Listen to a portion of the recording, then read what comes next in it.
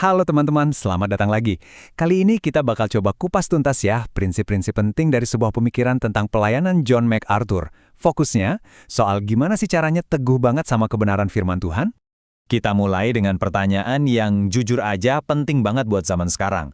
Coba deh kita pikirin, di dunia yang serba kompromi ini yang namanya kebenaran mutlak itu apa sih sebenarnya?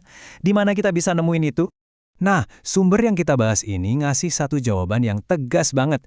Kebenaran itu ada di firman Tuhan yang nggak pernah berubah. Dan sebagai contohnya, kita bakal lihat gimana ini diterapkan dalam pelayanan John MacArthur selama puluhan tahun. Oke, siap ya? Kita bakal bedah ini jadi 4 pilar utama.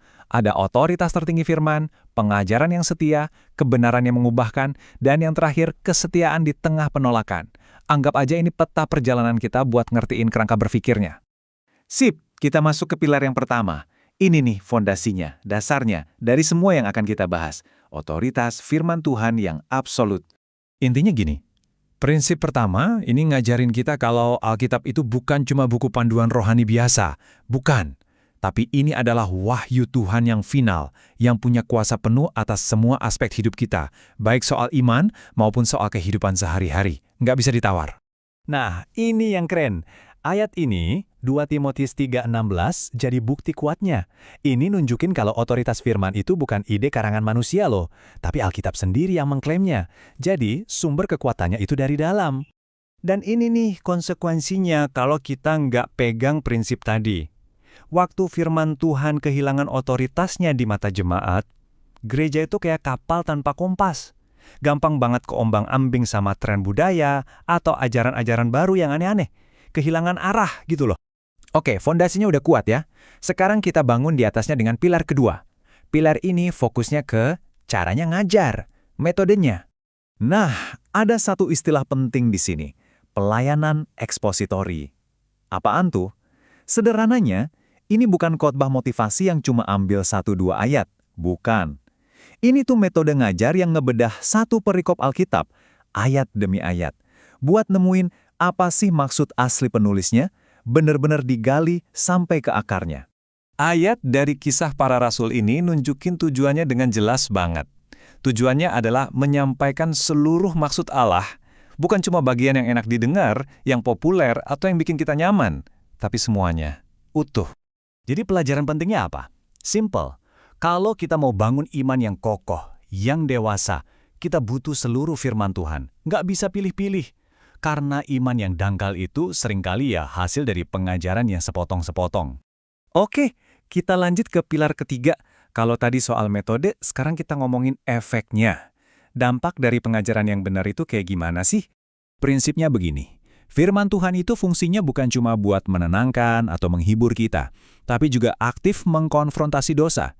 Injil yang sejati itu berani nunjukin apa yang salah dalam hidup kita dan manggil kita buat bertobat, buat berubah total. Kalau cuma enak didengar tapi nggak mengubah, itu belum lengkap. Dan ayat dari Ibrani ini negasin banget soal itu. Firman Tuhan itu hidup dan kuat. Artinya, ini bukan sekedar teks kuno atau kata-kata mati di atas kertas. Firman ini punya kuasa buat masuk ke dalam hati kita dan bikin perubahan yang nyata. Jadi kesimpulannya apa dari pilar ini? Tolak ukur pengajaran yang sejati itu bukan dari seberapa banyak tepuk tangan yang didapat, tapi dari seberapa banyak hidup yang benar-benar diubahkan.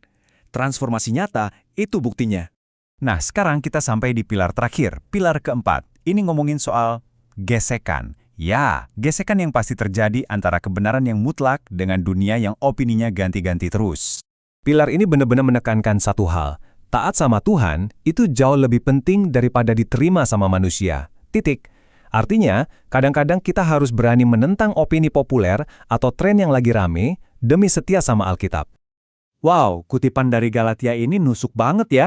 Ini kayak ngasih kita dua pilihan yang nggak bisa diambil dua-duanya. Mau nyenengin manusia atau mau jadi hamba Kristus. Nggak bisa dua-duanya. Harus pilih. Dan pelajaran rohaninya jelas banget.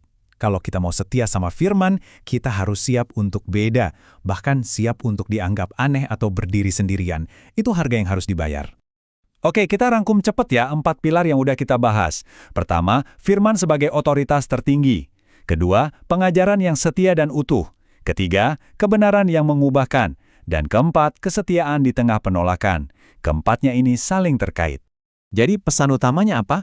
Pesannya begini, ketika gereja benar-benar setia memberitakan firman Tuhan, dan nggak cuma memberitakan tapi juga menghidupinya, kebenaran itu bakal bersinar terang. Nggak peduli seberapa gelap atau seberapa banyak perubahan yang terjadi di dunia sekitar kita. Dan sebagai penutup, mari kita renungkan doa yang diambil dari sumber kita ini. Ini bukan cuma buat didengar, tapi mungkin bisa jadi doa kita pribadi juga. Tuhan, tanamkan dalam hati kami kasih yang mendalam akan firman-Mu.